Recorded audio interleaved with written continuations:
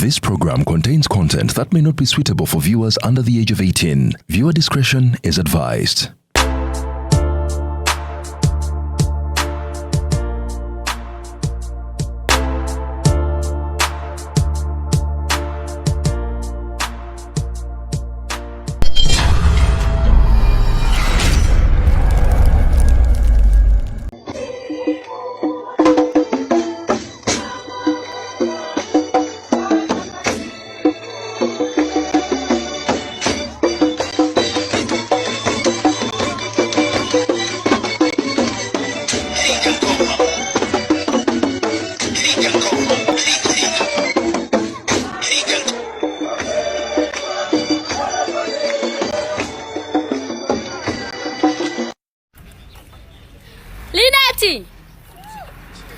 Jangu tukwate video. Ngani? Baba. Chiringe. Baba nabe masaka tuli chumiti. Ate mmanyi chumiti kyekitegeeza. Kibeera kitegeeza twasomako ku later. Mama, tubisimule bajja tukwata. Koya sama. Kale, ngina mugamba. Kale ebinyo bya yero. Manina, amma. We are sisters.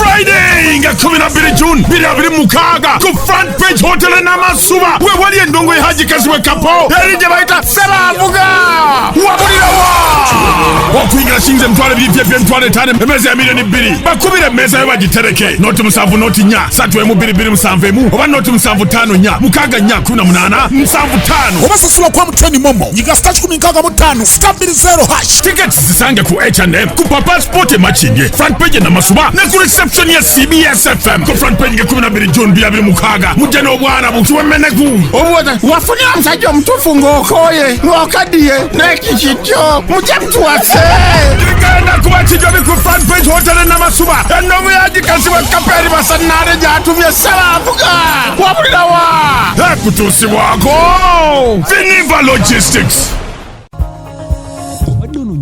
Woyinza okuteekerateekera ebiseera by'ebyo mu maaso ensala ediddwamu Honest Asset Developers Company egulidde erinnya mu kutunda ettaka n'amayumba ekuleetedde ettaka ku nguudo ez'enjawulo eziyingira n'okufuluma ekibuga Kampala balina ettaka Essonde ne Misindye ku Namugongo Road ne Kiwenda ku Gaza Road ku Entebbe Road balina Nakawuka Sisalutaba Express Highway ne Zil Phase 5 ate ku Hoima Road balina Nansana Bujuuko Kona Namasanga Mabombwe Phase 6 and 7 Kakiri Mwera, Kakiri Magugu, Nampunge, ne Gobero Muguluka, amasannyalaze n'amazzi weebiri ate ng'ettaka lyabwe lya kyapa. Jjukira balina n'enkola y'ekibanja mpola ate n'okulambula kwa bwereere. Honest Asset Developers basangibwa Kampala ku Martin Road ku kizimbe kya Monkey Show Apartments. Okumanya ebisinga obakebereko ku mitimbagano gy'empuliziganya gyonna oba bakubireko ku noti 772 572 873 oba noti 7 572 873. Ale ruzungu kale kazungu tujikole sawa namba ruzungu. Ruzungu tugenda namu kujere kutoka ntoko nimbuzi ndi hapo ndio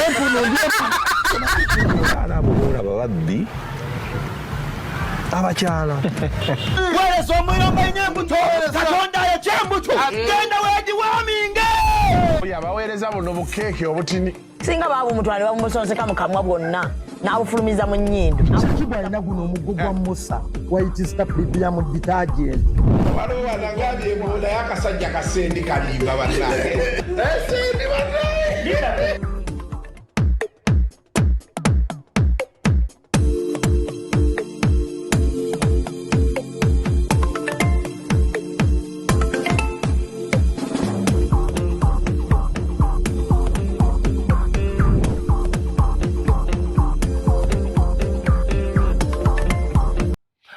Good morning, and welcome to yet another edition of Kasuku Live. Lero Monday, tubadde action-packed weekend. Ate weekend era tugenza okuzuukuka ngera yeeyongedde action. So kwegamba mu Uganda wano webaka mukatidi bot ogenda okudda engulu nga system yakulesedda bannaye tulina campaign ya fair school fees bannaffe aba Airtel bakutegeeza nti buli lunokozesa Airtel money oba my Airtel app okusasula school fees ogenda kuba oyingira draw wosobola okubeera nti ate owangula school fees okiwulidde okozesa Airtel money oba Airtel pay okusasula school fees ate oyingire draw osobola okubeera nga ate owangula school fees. Campaign eyo tubadde twagirunninga mu I think January. Yes, it was January. Campaign eyo ekomyewo. So download my Airtel app oba kozesa Airtel money *185*9# okusobola okubeera nti atosasula school fees ebisigadde obitulekere. Banafa wa Delta Cash era ku school fees bakutegeeza nti gwe ali eyo basobola okuwa school fees loan ng'okozesa emmotoka.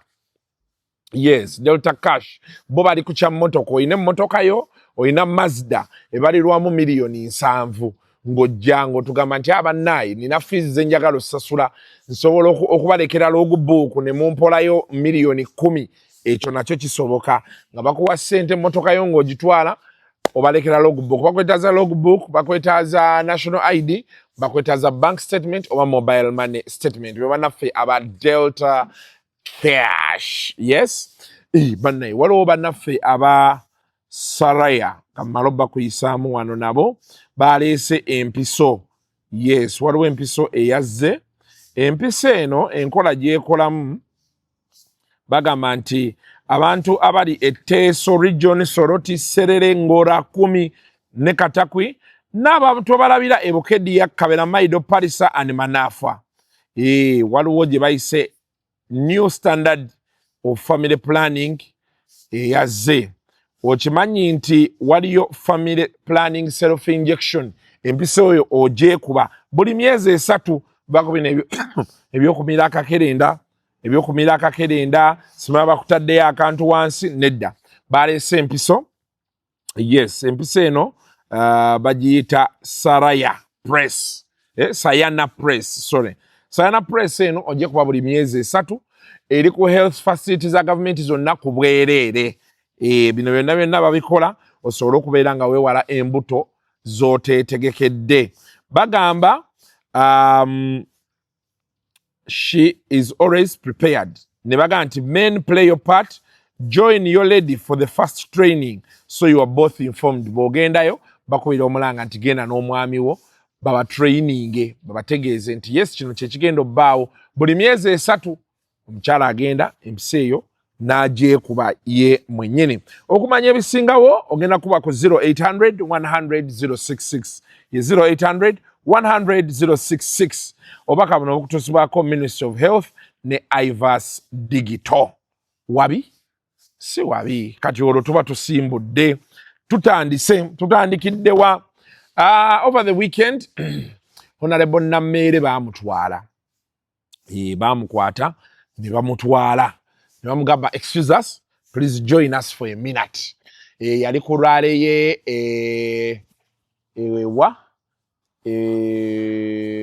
Masaka. Bamutwala Friday chiro. Genda funyeko. Bamutwala. Why? Ebintu no kati bikambwe. Kuba okusinzira ku Nammere byagamba agamba bali bamutwala. Baba tuuse empigi. President ate n'aleeta. Is that so? President n'atuma ate bakomando be ne bamununulayo ne bamutwala paka wa president sibe kiri n'abeera ne president era gye yabadde. Kati ebintu gye biraga bikambwe era abavubuka bw'oba oteesa kuba kati tulina obuzibu kati tulina General Muhoozi tulina president. Bw'oba toli connected bulungi naddala ewa president eno tiimu ejja kukutwala. Banaagenda okujjukira okugamba nti bakututte omukulu ajje. Kuba kati eno yo eri accessible eyinza obutabeera nnyangu ng'eno. Sorry. Kati bw'owulira entalo nga zizze baganda bange bagamba nti atayasamye tebamutunula mu kamwa sibe kiri. Songa ezimu olaba ndabe Nammere bamututte yakomyewo in one piece. Yakomyewo ayogeza maanyi ng'agamba nze president. Naye kirabika okuba kituufu kubanga era mu bye yayogedde yavuddeyo nga ttooni ye ku sipiika ekyuse. N'agamba nti why? Government kyeneetugamba chairman kyanaatugamba kye tujja okgenda nakyo. Yee, adai. Ebintu by'ensi bizibu. Bintu by'ensi bizibu. Kati Nammeere Kabanda bo sisobola kubanenya nti baavudde mu Amongo. Oda ni oda. Abantu siba tubagamba buli lunaku. Survival is for the fittest. Mu byobufuzi nano mu friendships. Abasajja ffenna tunoonya kubaawo. Kasitookera ku macanga kati emmeri etunudde eno ng'otunula eno. Kyakivoola agamba abavubuka kuno abankubira enduulu ne bagamba nti mundeke. Bwe wanajjawo omulala nga mugamba kale Kasuku yaliwo embwa. Ekyenjawulo ekijja obbaawo nti Kasuku ajja kuba mugagga. Enjawulo gye tulina ennaku zino nti bw'olaba abantu abalala bonna ne babeera bayimbi. Oli abeera ayagala okuyiwa amazzi ku muyimbi. Naye ate omuyimbi asangibwa mugagga. Kati omugagga bw'oba omunyiigira mpola. Naye eno twist baba sevo gye yatuyiyeemu. Oyina kubeera simayinako. In fact kituzaayo wali kubana abavubuka abatuvuma. Oli naakuvuma. Kasuku temwogedde ku bantu. Olaba owaabwe yennyini baamuyisizza batyo. Owaabwe byabakoledde byonna mu Parliamentary awo olaba baamuyisizza bwe batyo. Kati ate kiyenje. Nze atalina wadde ennamba ya president. Siyina ennamba ennene nnyo ze nnina z'aba PS RDC. Ate ero bwe tuba tutandisa RDC ne bakusanga nga weeyisa. Kati kikutegeeza ki? Obuyinza olina okumanya we buli oba oyagala oba toyagala. Bino ebyokkubirako abantu enduulu era kukola bwoti. Noga nti my brother olulo olukedde kanninda olwange. Abantu basirise abogera bali aba. Kabanda ne Balamu ateekayo katinitini. Abogera Uganda yonna bali abantu aba. Actually kati bali babiri. Jeno Muhoozi ne Kabanda. Pozi ne Nammeere. Kuba ye Nammeere amaanyi ge yatulaze gye gava. Gaviira ddala wa His Excellency. Gye gava. Era kati ojjukira abantu kye nabagamba bannakibagamba oba yali ku Sunday Nation. Ne mbaga nti information nze gye nafuna. Bano abavubuka bano ba TikToker ne bola baali boogeza amaanyi nga bavuma buli kimu. Ekintu kye bakolera gavumenti okujja bavume bano abaana b'opposition abaali bakutte internet. Gavumenti kye yali yeeyagala. Era seba abaana baali basobola okukola byonna bye baagala. Naye kati ekyenjawulo ekiriwo ba TikTok era kino nkibagamba. Kati olukwa oluliwo lwa kumakinga sure nti eryo ejjoogo lyammwe likoma. Era bw'oba ojja mpola ojja kkeerako ku makya nga bawanisa omuntu nti oyo tumwetaaga ng'ate mubadde mulaba w'amaanyi. Bino abantu bye beevumaavuma kino ekisanja kiyinza obutabaamu byavuma. Kyekiri kye nagamba luli ne mbaga nti kati kino ekisanja kigenda kubeera kya facts and logic. Bino ebyokwogera fwa tuyinza n'otutuuka nga tetwogera. Kati Nammeere ebimu ku bimwagaza era ebigenda omukuumaawo waali for some time, actually for so long a time, kwe kuba nti Nammeere asobola okwogera nti Nammeere yasoma, she looks classy and all those things, but she can go to the gutters. Asobola okuvuma nti nnyoko galye. Olinga ekibizzi asobola. Kale ate bano abasigadde tebasobola. Abasigadde tebasobola. Beefuula musima, oh my God, it's for me, I'm a minister. How can I be seen doing this? Kyokka ekintu kyabwe kiba kinyeenya.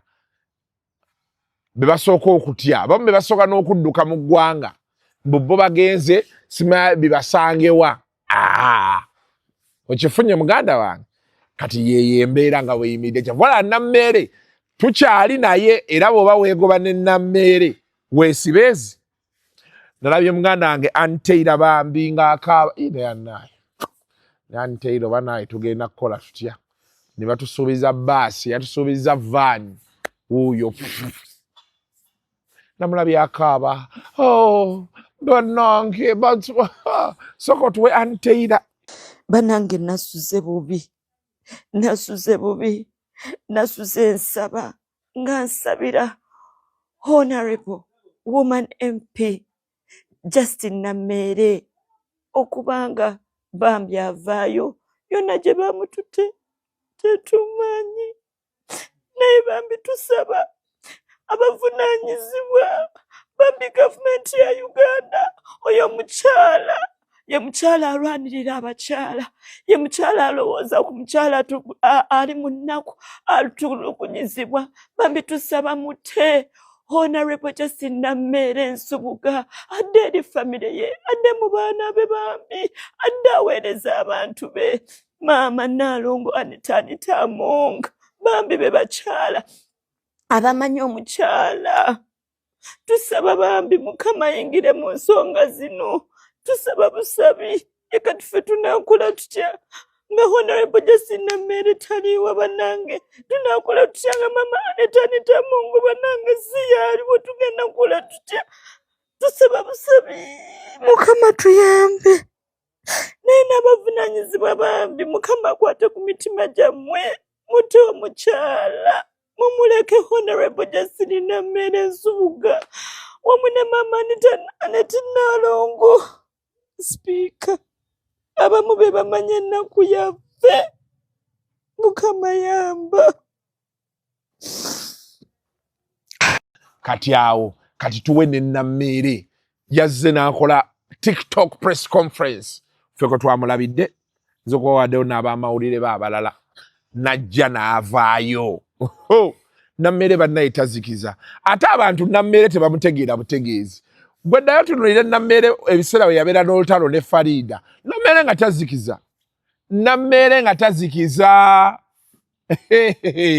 abantu abatamanyi Namere abalowooza nti Namere bannaye tayagala kumanya ekyo kyo nkibabuulira bubuulizi tayagala kumanya ate Namere yeekaza ye muntu akutunuulira baati nagamba tewali kyojja kukola ne bw'oba okiyina nageza okulanga kabanda agaye nti nze Namere mutadde muvuddeko nemanya alabika okuba yategedde nti Namere amaanyi ge gye gava gayinza okuba nga gajja kuntwaliramu naye naye President Museveni akuba empiki naye eno weekend ye yatutegeezezza nti abeefuula ati bamumanyi it's not yet time wait a minute kyevola baze natudde ne ngaawayi kanywe nadde ne Kamiri weekend netusumulula amacupa nansumululira nendya nenywa jukira yetakyanywa obulamu ne bugenda mu maaso tutereyo Namere njagala okutegeeza bannayuganda nti abantu bangi abatuuma ensonga zange Right Honorable Anita Among Right Honorable nedda Anita nze namuwagiranga mukyala ne mwagala ng'omuntu ayinza okuba Bambi alina obunafu bwe naye abadde ne sayidi eyamba era agirina yes ebyo ebifo ebinene bibaamu emitego mingi bibaamu ebizibu bingi naye ng'ekyamazima y'omukyala yo sayidi eyamba agikola ki era kwekyo tuneebaza in fact kambasese bannayuganda nabadde njogera ne Honorable Jacob Oboth nangamba nti naye yali awagira Anita nga president tanamurecommendinga naye yennyini yali awagira ani like we all knew nti seeke gwerese era tewabaddewo buzibu bwonna naye president we mbadde njogera naye nambuulira ekiriwo from his mouth to my ears nambuulira nti yes muzzukulu tuyinza okuba twayogera ebiseera ebyo mu March nga Right Honorable Anita ne Right Honorable Tayebwa betubiita naye byakyuse ebyava mu kunoonyereza bingi ebitagenda kuki n'agamba ye ali democratic ate abatayagala muntu amugeya biwulirira ebbali era n'agamba ku lwokuna yatwala obuvunanyizibwa bonna n'abayita olwokuna lwa wiiki ewedde n'abibalaga byonna nga bwe baali babimulaze kati ne mugamba muzeeyi kitegeeza nga si birungi n'agamba of course nga si birungi n'agamba naye kale ekyamazima enkola ya president takaza oyinza okuba olina ebintu nga 10 ye n'akutiipingayo bibiri okukutegeeza nti simusanya nakutuuzawo nti akaze nnyo musiibe ku ekyo so andaze nti yabalaga nti ebintu bingi ebitagenda kuki ate bombi era ndaba abantu beetikkako nnyo Right Honourable Banika naye yandaga nti ku bombi nagamba nti however nti ku saidi eya deputy speaker sort of yalinga ensobi ezimu azikkiriza era n'azikola ki n'azeetondera naye nagamba nti Right Honourable Banika n'amulaga nti ye asobola okuteekawo fight ekakasa nti bye bamwogerako byonna bikyamu so ne mugamba ekitegeeza kati n'agamba nti ye nga president yarekomendinga si kutukaka yarekomendinga erinnya lya Honourable Jacob Obote ne mugamba nti mwattu nange emabegakawo nali nawulirako nti yeesimbyewo ng'oli omugenzi yakafa nagamba yeesimbawo naye ne mustopinga ne mugaa chance tugiwe Right Honourable Banika so abantu abamu abatandise oleeta emboozi eno nga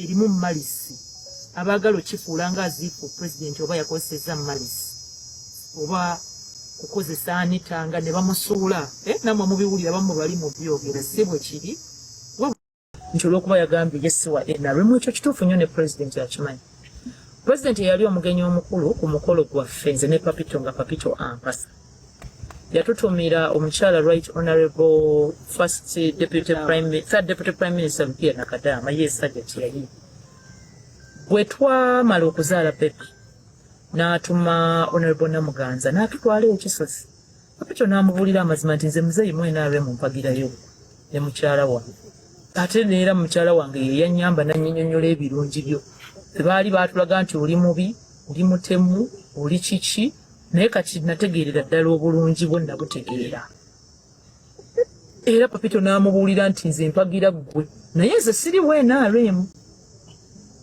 era bajja wano nga bawandiika yero buuku biki papito ne mukamyufu nze teyannonda yagala yannonda mukawamu ng'ali vere kiriya ti NRM tulaba mulimu ababbi bangi tulaba mulimu bannakigwanyizi so he is very open era wewunya nti kakati ate bawannamere n'agamba kimpulira bamu mutandise n'okugattamu ebigambo byo awo tewabaddewo kipe bannange mutuule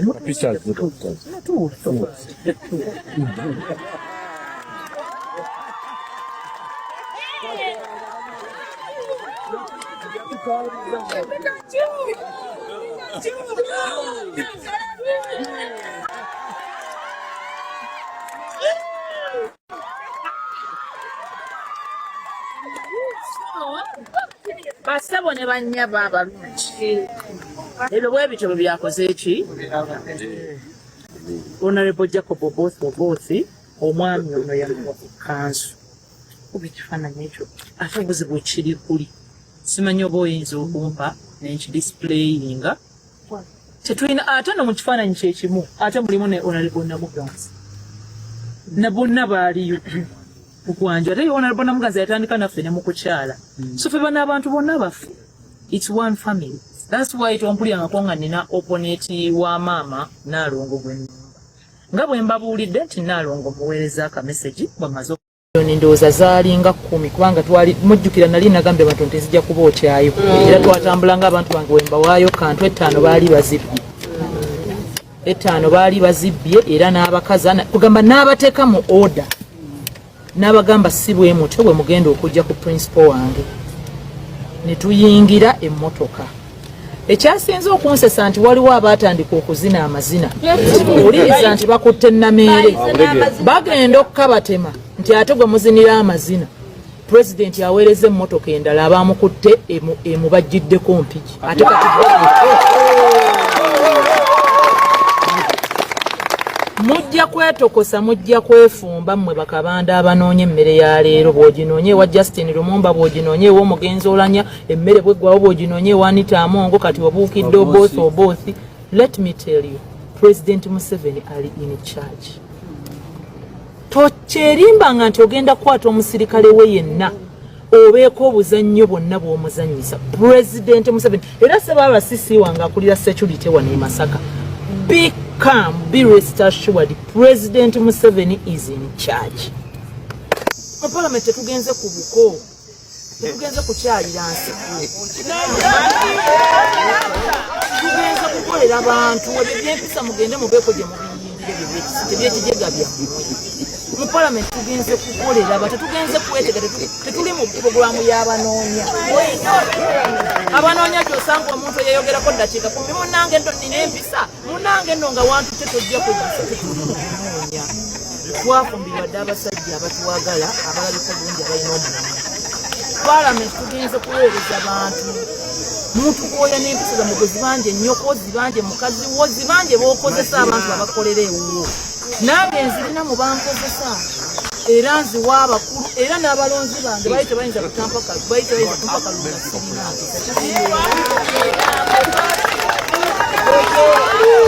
Era olw'okuba nina empisa, that's why bwe namaze okulayira wadde nga bana bonna bagenze mu mawooteeri nakomyewo ewaffe. I also assured her that for me, I'm still her friend, even if she ended up in Brazil or wherever she will end up for me, I will come and see her. If she ends up as a minister, as a vice president, as a prime minister, anything to serve the people, for me, I will be there to support her.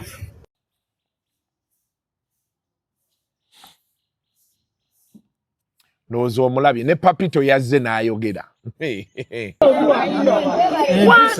Empisa zigwana oyo ateekeddwa zifuna.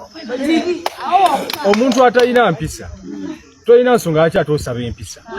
Kati Kabanda leero nange kamwogereko naye si wa mpisa. Abantu ab'empisa siwe batyo bwe bakola ki? Siwe batyo bwe bakola. Kati lwaki ayagala empisa ng'ate etaziina? Tunuulira empisa gy'ayisizaamu Nnaalongo. Omukyala yamubeererawo. Kabanda abadde alya ekyenkye ewa Nnaalongo. Sipiika Anita Amongo n'alyayo ekyemisana n'alyayo ekyeggulo. Mwalabye komishona yavuddeyo n'agamba alina ne ba house girl ewa maama Nnaalongo be yafunisa n'embuto. Abadde yabiyingiramu nnyo. Yali badde kyamukunkumula. Ne Geno Muhoozi yazze. By the way, Geno Muhoozi teyalumbya Anita. Ye yagambye bugambi wabaawo ali professional. Olinga waliwo ebiriwo ebya corruption banoonyereze. Yali badde ate ye Kabanda talina moral authority. Moral authority z'empisa. Eyogera n'akunkumula omukyala bw'atyo. Amukozeemu bukatuni, amukoze ekyamulemeddeko, ensi ekusunga. Kabakadde n'akako kajja kukola ki? N'olwekyo kati oyo ye muntu gw'osanga azadde mbawusigalo. Naye olutalo olutannaggwa lwe lwa Nammere ne Firufiga. Olwo ddo lukyagenda ate lugenda kuba lukambwe kuba gye lulaga. Tujja kuba wano ffe tugabaleetere lwakatandika butandisi. Naye terugenda kuba lwangu era abantu security bagibeefing up because ekijja si muntu. Kale twali tuli awo era weekend Abba Makasi n'avaayo n'ategeeza yes omukyala ali lubuto naye tannamukubako. However omukyala demu ayagala mu blackmailinga. Soko mutuwe. Angel was stressing me the fuck out and I told her like I'm low-key done, bro. Like I want peace in my life. So guess what she did? She went onto the internet to do the girl thing, the thing that all girls do, bro. You feel me? Trying to get into my head, thinking that making rumors about me hitting on her is finna, you feel me, make me, bro. I didn't. Can we just chill? Fuck. I promise you guys, Angel is very well taken care of, bro. What the fuck? Nozaba makasi omulabye. Nzijukira kino emboozi njinyumya nnyo. Nzijukira waliwo mukwano gwa Kuluthumu yankubira. Nali nkyakolera nnyo e Bukota awo. Naŋŋamba Kasuku information gye nnina Kuluthumu anobye ebintu byabitutte.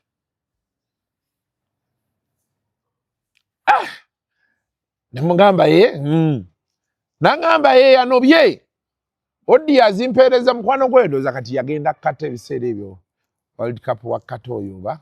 I think it was there. Yeah, I think around there. Yagenda kata eyo na. Naŋŋamba ebintu bingi. Story eyo nennumya omutwe.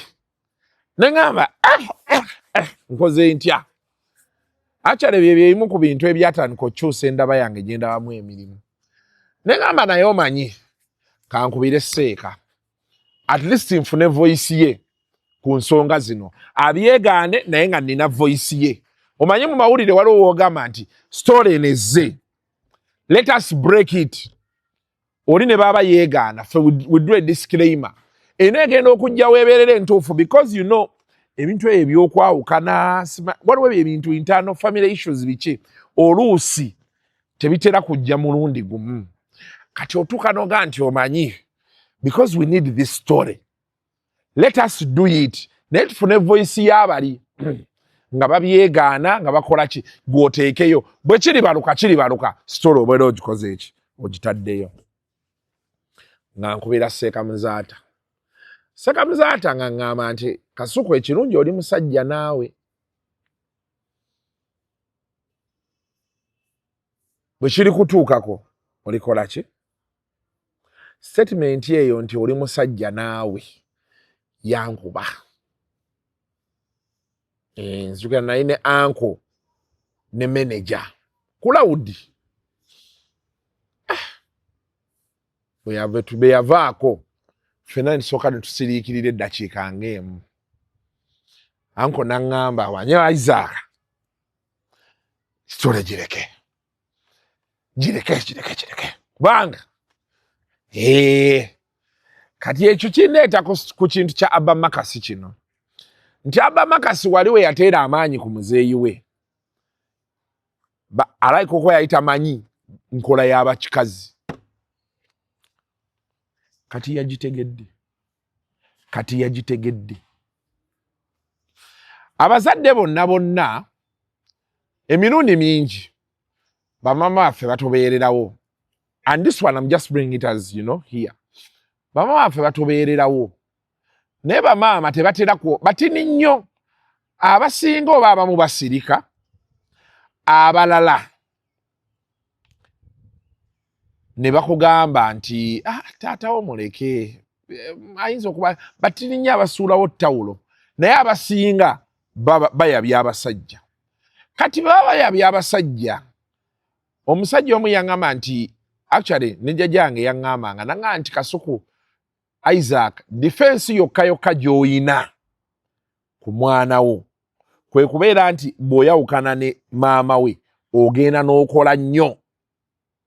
Olunaku bwe lutuuka ng'akunoonya oyina ky'omukompaseetinga nakyo. Nti oyinawa ettaka mugamba nti mutabani munnaye ndudde okukulaba oba omuwala wange nkuwaddeyo 150 oba nazimbako ennyumba awo nkuwaddewo. Because abaana bino tebibakwata kaate guli musaayigo ajja kubivaako. Era abakazi bangi awo baloozingidde. Agenda owulira omwana yakwatagana ne taata we. Bw'oba toli mwavu when you're broke mmwe be batunyumiza kantama kataata kange kali eyo oba kali eyo kawunnuuna. But when you have some money omutabani olujja n'omugamba nti solooza buno obuyumba wano eneesooka w'oba osula ziri 5 zisolooze. You are the best dad in the world. My father, you know, I didn't grow up. My mother said things about, but my dad is not like that. Kati, fabalenzi challenge tuina nga tuwaka nga tunyigira batata baffe yeyo. Nti bw'oba onyigira taata wo jjukira oli mulenzi. Kati omulinnya mukko. In certain circumstances, noga nti kubanga kyalimu ojja kisanga obeera ojja kisanga bwoba omuviirayo katini. Abakazi omuntu yekka omukazi omulungi ye maama wo. Kuggwe omukazi omulungi ye maama wo. Naye ate era ne maama wo tewalaba abantu kaga nti wadde maama wo omugamba happy Mother's Day omwagala nnyo, mugamba alekerawo tuloga. Walala mulogo mufu. Kati naye bw'oba omusuulira tawulo gisuule ng'ojjukira. Kyakivola abantu bagamba wali nti nze sister wange, cousin sister wange, bonna abo bonna ku female side bwe babeera n'ebizibu mu relationship ze balimu, nze nkima bukimi. Siteesa, nkima nempuliriza era abadde ankuba. Nemuga nti kasita ekirungi tukugjeeyo, beera wano. Omusajja mmunyiigira ku mutima, simunyiigira public, alekuba oba oli awo ogenda okulanga baddiŋŋane bwe buzibu bwokka bwe tuyina. Ogenda olaba bakukuta n'ogamba obwongo ne bukwesera. So, but that is life. We are living in a cycle. Buli omu bw'olabira ebintu birabe, kola ky'oyagala, but remember, man to man, oluusi olekamu. Noga ndi musajja ekimutuuseeko kisobola okukola ki. Naddala ku bintu bya family, ebino ebya simano yabbye sima yalidde enguzi biki, ebyo byosobola okufuna w'obyewala. Naye bino ebikwatagana ne family, step a bit. Yeah. Kale. Awo bwe tuvaawo, nalabye mukwano gwange wali ku kabanda twataddeyo we yagambye nti stock ompya nti yeye Mr. Update twakataddeyo babadde mukono eyo ewa oboth oyo yalaze bakyala be babiri. Nabadde no oli yadde yakampa bwino nanga nti oboth yayina omukazi mukyala bambi yafunamuko mental health problems. Yes. So for 5 years antwere tolo ne balowooza mbobo omusajja oba ali mu chiki chaka, which of course has never been proved up to today. Kati ayina ke yakoze. Njagala nnyo abantu ng'oyo kyewandi mukubisiza n'akireeta.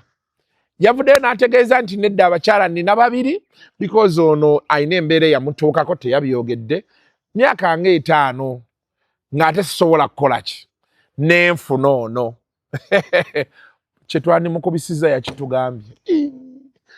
Tuna PR. Tugenda kati kumusikira wa eriyo. Omwina both mufuna omututereyo otereyo ne kabanda ng'agamba nti ye kati ye Mr. Update. Nebannange obuyinza kintu ky'amaanyi. Naye kabanda sebo agira mu mmotoka ne bamuggulirawo n'avaayo. Ate ekirungi ky'alina ali in shape. Mumpi naye he's in shape. Talina zino mbuto zaffe. So bakwata baati engoye zimunyumira n'avaayo. So kabanda yagambye abantu bayimuke. Nababa mukyatudde. Obuyinza ekyo kibabuulira. Naye kabanda nze kyemwagalako kimu. It's his time. Anyumirwe kyekimu ne speaker. Obudde bwe yabunyumirwa speaker. Gomayo kuba nti ogenda Rome. Papa n'omulabako. Ebintu byensi kale kati papa talina kyasobola kugamba. Batuwadde n'ennunsi y'omupya. Tannatuulamu ndowooza agenda tuukira mu ebyo. Teekayo kabanda no both. Message has come from my chairman of PLU, and he has instructed me to inform you that it has been endorsed by His Excellency the President of Uganda. Honorable Ofono Pondo, there is a man called Chinua Chebe. He said that things have fallen apart. The line we are taking now is for the Right Honorable Maxon or both as our next speaker. I just want to appeal to the members of the Central Executive Committee of the NRM. Please, most of you are here, others have not come.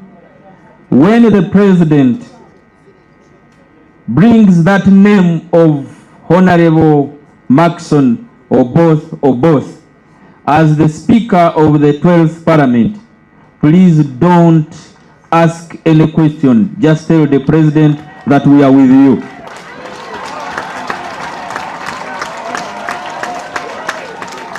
And for us in the caucus, we shall be ready to support the endorsement of the Central Executive Committee. So, Honorable Kavanda, I got a call that meet Honorable Kavanda. He's the commander now, ground commander. And I'm sure most of you in this tent, you came because of Honorable Kavanda's instruction. I don't want to say command. And I want to tell you as I give him the mic, it has never been real. It's now more real.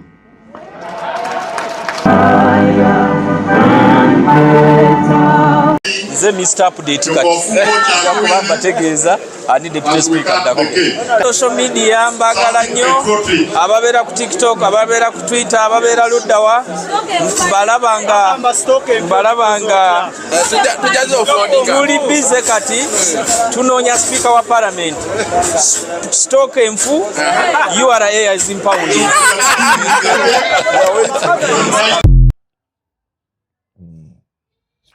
So, nozo balabi. But for me, I think, most importantly, nze blame ya speaker byonna bimutuuseeko ngenda jizza kuba mwetoolodde. Abadde bamuwujja obunyama, ne bano PR, invest in PR. Ne incoming speaker, Jacob both. Ne wachi both. Oba agenda kubeera double O. O squared.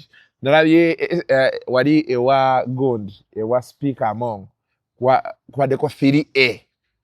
Presidency 3A.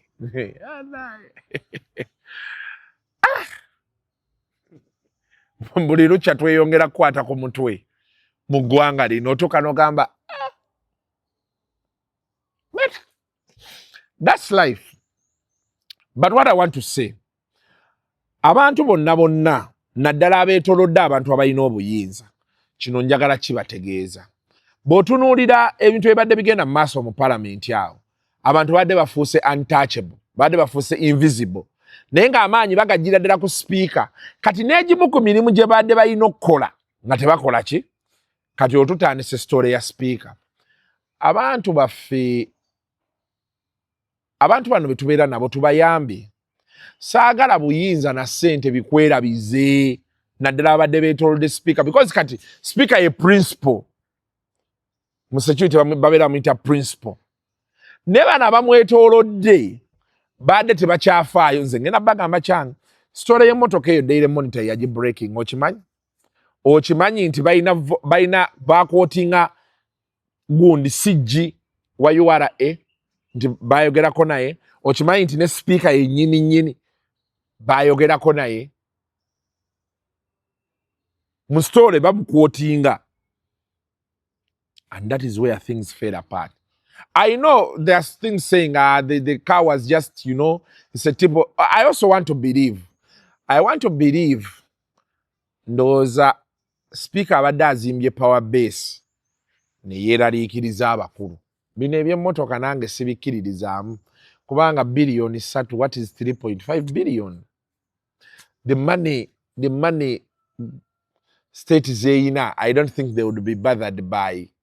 Na yendo woza walina okubeerawo ruuma yayitigana nti speaker owaye baatuula ne bakolamu assessment, because me how I look at things, era natuula wansi ne nkirowoozaamuko sometime, because now there are things we cannot run away from nga tulina okubikkiriza mu mazima. President ali 82, right? Now, at 82 years, and that is where I had the problem. When allow maunga zemo race, according to the constitution, singa president yabaka ekimutukako kyonna akwata obuyinza abeera vice. Naye vice ayinza okugaanira obuyinza walaba gundi, walaba Suhuru. Suhuru bagamba, ye Suluhu, president wa Tanzania kati. Bagamba Magufuli baafa, balwawo okwogera. However, baali baagala kulaba ngeri gye bakola ki? Omukazi yalinga hambeera nga bwe yali.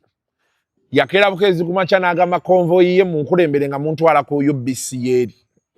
Na ye bagenda okuddamu olaba ng'ali ku TV alangirira nti president yafudde. Ati kati nga tebakyalina kye bazza. Tugoberera constitution. Kati nze head of state. Olufuka head of state wetu papa. Ensi zonna ezikuwotolodde amaanyi gabeera bali kuggwe. Kati buli ayagala wano okubaako kyakola kizibuwala. Wakitegedde? So, for me, my thinking was this. You see, there are things we cannot run away from. At 82 years of the presidency, I mean as a president, of course, they are natural. So, you think, imagine if the unfortunate happens.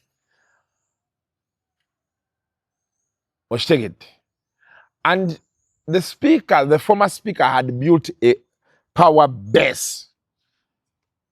Tola abo video bade tanso furuma toro sub region ba mwendo sinze se kumpi buli region nge mwendo sinze baga speaker abadde nga yakwata ne opposition nga nabo babe nakwamba bade tebajja mu kamera nga nabo babe kati oli yali annyonnyola yali Gashumba sibai video mchabo nobo sodo jiraba nga Gashumba nnyonnyola yaze go bebasensaringa namuganza n'agamba Parliament yonna n'aba opposition abatakiwagira balinga batano kati awo president atuna n'agamba ono bw'aba asobola okukola kino nga tebazze na ku neebuuzaako wano kuba mwakafaananyi. Nze ndowooza byonna emutuuseeko walina okubeerawo intero kuba nze nabiwulirako awo mu bululu nga baga nti waliwo intero yali etambulamu omukyala ekifo akyagala of course n'avaayo openly n'akyegaana and that is where the first problem was. Era omuntu abatunuzi b'ensonga bagamba nti olaba avuddeyo kyogera buli avaayo awo ng'omanya ate jjukira yali amaze okukola tuwa namba ne president kati batandika okugatta bino oli gwe n'ayaga nti president we yagabanga $2,000,000 agabyewo 10,000 simanya n'agaba akawumbi se ne baga nti abakulu ne batandika okweraliikirira. So bw'ogattako kiri kye ngambye waliwo ebintu yabeera balina okkiriyalinga amangu tebasobola kuleka a powerful baga nti ssente zokka beda biri ku X mu ssente omukyala ze nagamba Shalom ne muga Shalom abantu bonna abalowooza nti obwavu bwo ensi yonna bwerimu sit down relax kakkana omusajja mozeyo kagireke naye abantu balina ssente kati oyinza osanga mukyakaabira za speaker abantu balina ssente ate ssente kati ziri waka tezikyali mu bank. People have money in this country. Bw'oba oli eyo nga simanya owoza obwavu obukabo bwekka obwavu question hiyo kajjo buuza zivaawa. That could be the question. But people have money. Mu Uganda waliyo abavubuka nga alina emyaka 2 ne ku account ye alinako bilioni 5 ne nga takuba nduulu ne pate tazikubira eno ffe tuzikubira governor biki mbalaba nga munyiigira Kasuku olwokuba mpopinze chupa era Kasuku akacupa ak'emitwalo aga oba 45 ne munyiigira abasajja abaana gye bali myaka 25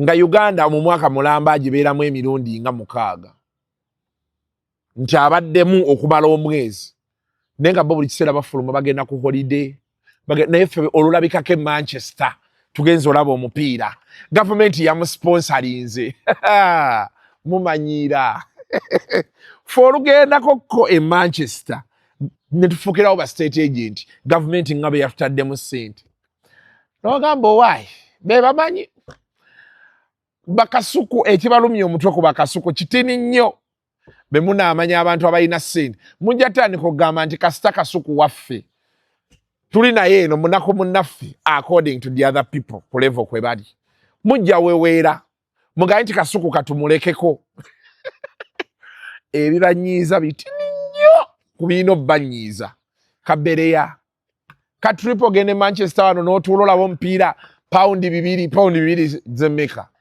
miliyoni ng'emu omuntu n'anyiiga abasajja bali eyo balina ebizimbe nga omuntu ali America wana abasajja bagva wano ne bagwa ali Nairobi n'alinnya private jet okuva e Nairobi sina kindi nga yiye omuntu n'akeera ku makya n'atandika kugamba nti kati private jet eziri entebe z'abaani ojja tya era kyavola omusajja yagamba nti what you don't know ayina kiba kyoga nti obutamanya okibaga nti when you don't know you sleep better when you're ignorant you don't know things you sleep better you don't have anything to confuse your head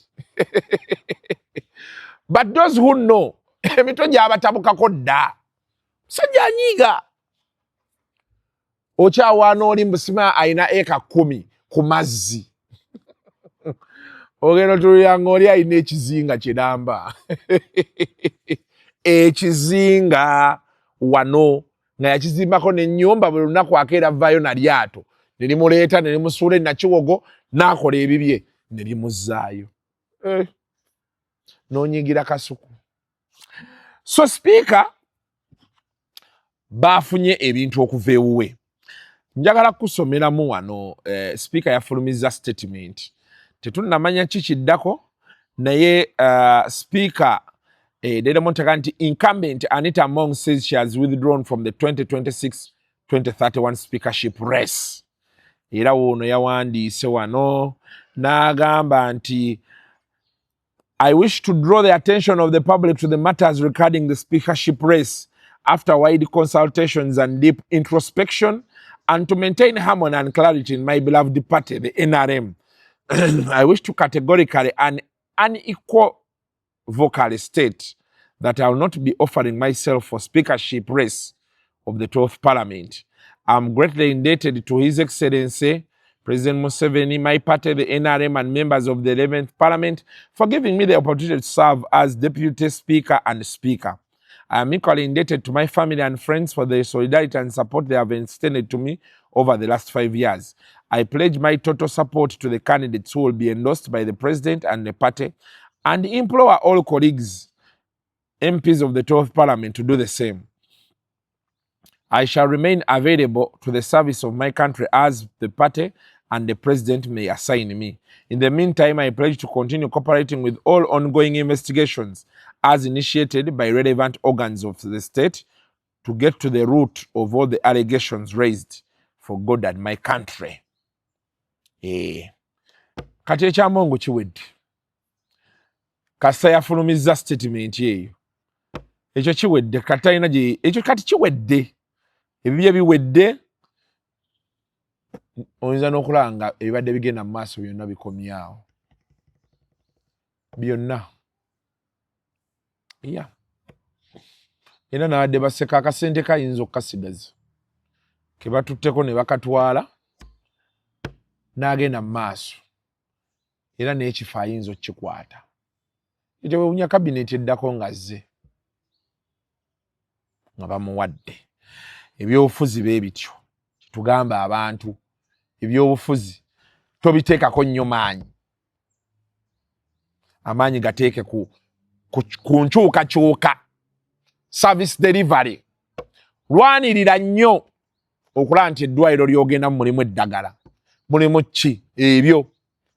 By the way, ebintu President Museveni ebyo byo tabiinaako buzibu. Ng'ovuddeyo oleekaana, waaki enguudo sinkole, waaki si isha, ne kacaayi bakuyita. Kati olwo alina obbikola n'akitegeera. Kasita otandika entebe. Awe wava obuzibu naye annaye. Byebyo. Now, Chairman Kalangwa bagambye yafudde. Yafunye accident. Chairman Kalanga simayi yagenda mugondi. Museeki. Abadde yagenda ku kaadi ki. Yayite yes. Basajja balaba yagenda. Chairman Kalangwa abadde yesimbawo ne gundi.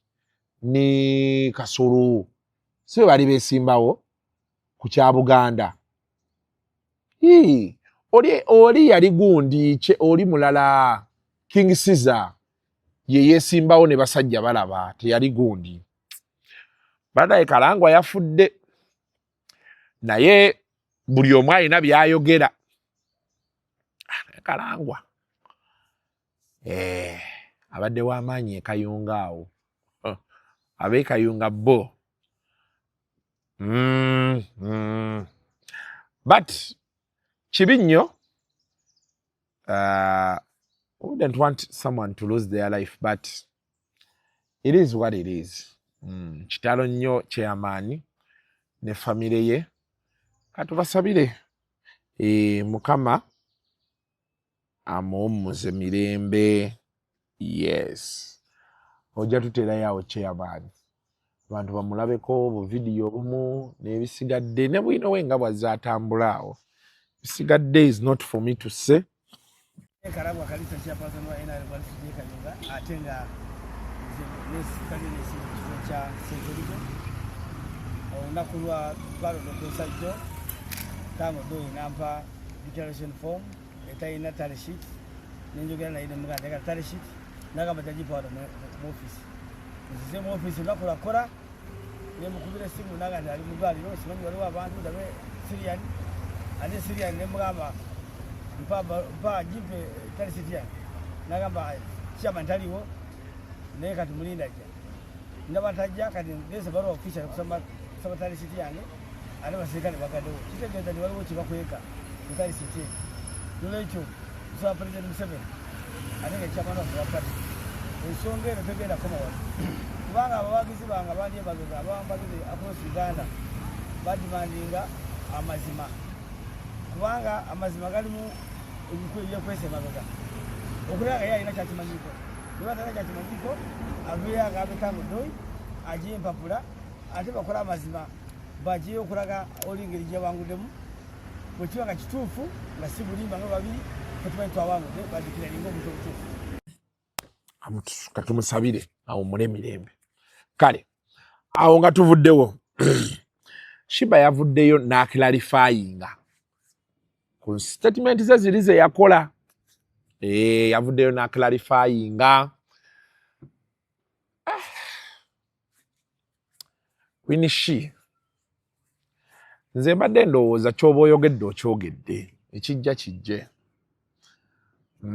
the devil is in the details awo wennyini ya mutuwe ng'ayogera wemusanga nga njogera ku bikyamu by'obufumbo sifumbirwanako era sirifumbo but wemusanga njogera ku experiences z'abaganda bange bendabye bakulu bange mikwano gyange people, my fans who come in my inbox and different people that I meet on the way bangamba ebizibu bye balina ku abaana ababasulira abaana abatalabirira biki ebyo bye mba njogerako abaana baffe ab'obulenzi bakyuseemu. So I see now my context ndala nnyo nabadde nkyanyonnyola abantu nti osobola okubanga gwe oli okay n'okubeera namba 1, namba 3, namba 5, namba 10, you can be okay. Negamba nange nze nganze singa nali mukazi I believe in mu culture norms ezo obufumbo ba mu society yaffe kikkirizamu nti omukazi yenna alina okufumbirwa singa nali mwabo bakwasa kinyonyi bwentu nengamba nti nange bakubanze nga nze ndi mukazi omu ku bo abaagala okufumbirwa sandifuddeyo kasaba nga mwami wange alina obuvunaanyizibwa aŋŋambye tuli bana gye bali bino byenjogerako bwebiri but because it's me saying it you offended bwe tuli abaami gye bali balina bakyala bwabwe bana neŋŋamba nange nsobola okukikkiriza bulungi omwami wange obajja ddi kasaba yaŋŋamba bwemba siŋŋamba ŋenda kuba oyo omukyala abakyala baagala obufundo naye ate nze sirimu baagala ki naye nabadde njogerera oyo omukyala atudde ewaka balina haaji waabwe oba bali bano oba bali bameka yabazimbira abalabirira tetumulinaako buzibu oyo haaji kyenabadde ngezaako okutegeeza oli haaji olina abakazi bo bana bonna bakimanyi tekuli gwe walimba tekuli wankukutu bonna beemanyi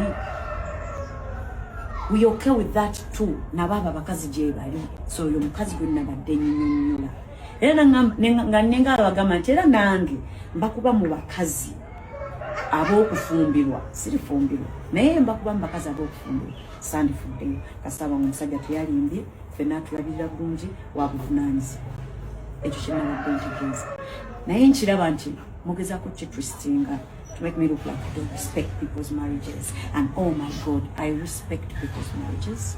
I respect your marriages. I respect people's decisions. You want to be married? Do you? You want to be married and haji wa inabana uli wakuna? You're happy? Do you? Never co-wives bo mukolagana musobola kolagana tewali lutalo haji abagatta. Perfect. Ate nawe wagamba nze sisobola kubeera yadde number 2 kuba number 1 because I am number 1. Nawe ntegeera. What was I trying to say? Fenna twejje mu box society gye yatuteekamu oli choices zetwagala fenna abantu. So please, before you run around with these videos abantu bagezaako tematema bayiseewo bye bayisaawo, go and watch the full episode and you will understand. Please do not believe this propaganda going on. It is a propaganda. It's a Shiba hate nation and it's not gonna work because remember, I've built this whole empire using the same stones you've always thrown at me. This podcast will work and it has a purpose and you'll see it one day. God bless. Nina gwe nalabye ng'aleetera Zubeda ne Gond ne yani Nalongo Kitone. But that will be a discussion for another day. Katulinde tulabe. Yeah. Katulinde tulabe. Awo tujja tuukawo. Mukunja atasera naye ali mu ddwaliro. Yeah? Aliko oxygen. Nekyo ekirummo mukulu.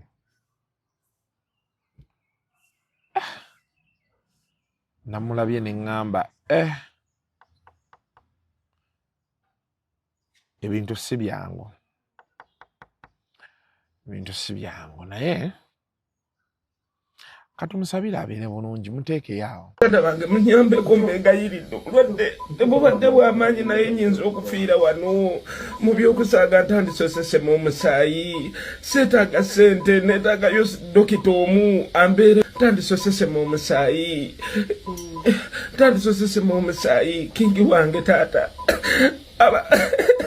taata munyambeko ensonga ebadde ntono naye erigejja wane mengo abasawo bagezezzaako naye basitudenti dokita bangi bambi bakoze omulimu gwabwe neetaagayo dokita omu abantu bange benina bemupi bange n'abantu bange aba bulijjo munfunireyo omusawo mulinayo ku basawo omusawo omwambeereko ategeere nsobola owona nengenda fiira wano ddala ng'ate mwandidasiza eri bankuba amacupa 20 nga bagamba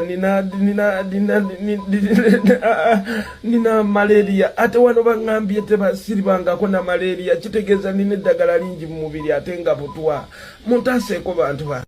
Now, on to the big story. Sinnamanya nnyo kyabaddewo nabe Shira Price abyogerako. Oli yadde ayagala kwokya munne, yadde ayagala mutema, yadde ayagala mwokyera mu mmotoka. Palaso twadde naye ku live ekiro aba Hayes recruitment agents baade bagaba million nama bagabye emitwalo 5 emitwalo 10 then ne bagaba ne million jukira twategeeza nti Hayes at 10 nga 25 July ba celebrating emyaka 10 nga bakola omulimu ogwo ogw'okutwala abana Uganda ebweru bali Lubowa waggulu awo just opposite Quality noyingira estate ye Lubowa ajja kubawo ekirabo ekipande kyabwe Hayes Recruitment Agency. So twabadde okwo nga tugaba ssente bagamba nti kola video ng'owaana Hayes ebyo bakola ne gino emyaka gyabwe 10 gye bacelebratinga ogende ku TikTok oba tagging at Hayes Recruitment. Video eneesinga views ne likes eyingira draw buli Sunday katujja beeranga ku kiboozibozi Bruno kabadde takola kiboozi naye buli Sunday agenda kuba akola ekiboozi ssaawa 4 ku TikTok n'aba Hayes nange mwennyini nnyini Gronadeko Kasuku Tata Chimbowa na Mr. Brody Palaso naye yazze n'abaako yes so nga tugaba ssente video ebeesinze tuyingira draw akakadde ne kakwata mu nfo kati Palaso twadde naye nga yabadde headphones za red naye ng'agamba agenda ku kivulu ngenza okkeera ndaba Shira Price agamba babadde beejeewo okayinaako soko katuwe emabegako awo olutalo lw'aba Palaso ne King Sahawo olwaliwo nabagamba abaana bano bajja kwetta King Saha ye mu bigambo byagamba mbu Palaso yakubye emmotoka ye yazze n'abayaaye era n'abuuza nti Palaso oyagala kunzita ye aba yagala kutta nze nabagamba ebintu Palaso tazikiza maama nnyabo ayinza okukuyisizaako mpaka tazikiza ate ne King Saha naye mukambwe muzibu mugenda kwetta muli bayimbi abalungi betwagala muli bayimbi abalungi betwagala honestly mugenda kwetta tujja funa omulambo either tugenda funa omulambo mbalenzi bammwe oba mmwe mwennyini mwetti mwali asooti nze yes nozo kalabe and by the way happy birthday Sheila Price yes we wish you all the best Sheila Price is a nice person muntu yakera ku macha ensi n'agijjako amaanyi naga kankole ebyange yekolera ye byayagala bimusanyusa so happy birthday Sheila Price may you blow many more candles yes enjoy your new age atayagala Sheila Price oba olinako ekizibu ku mutwe you have a mental problem naye ndabye Saha ayogera yatuuse eka adaga nti bamulumbye nga baagala mujjawo sooka omutuwe injiwa mwakomyewo waka wenjogera ndi munakawuka diva yandeeseeko tuveeyo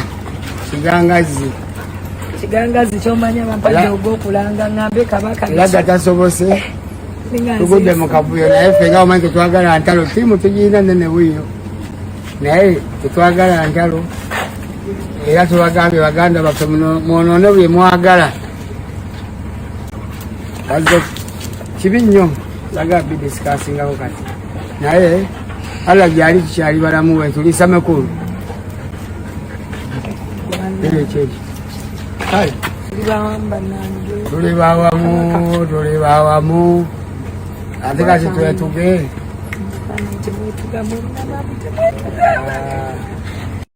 mwana emotoka eweddewo ne poliisi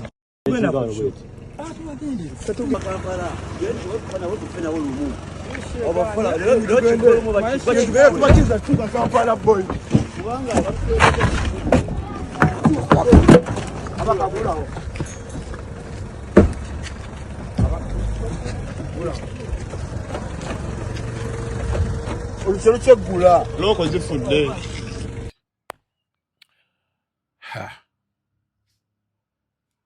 ebigenda mu maaso awo bikambwe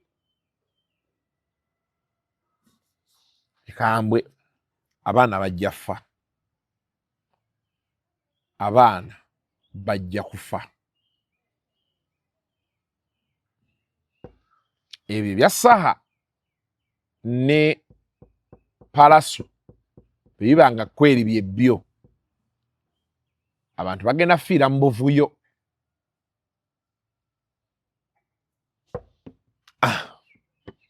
Neka tubasabire fe katutegekezi rest in peace.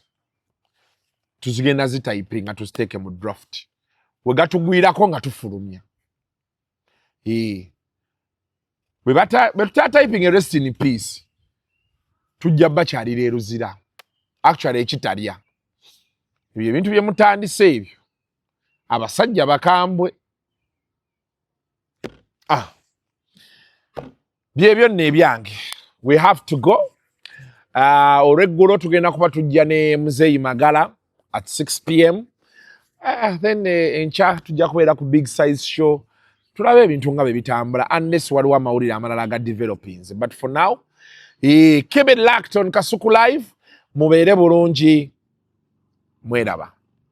The views expressed on Kasuku Live do not reflect those of the host, producers, or management. They are solely of individuals providing them and do not represent or reflect the official policy or position of this YouTube channel.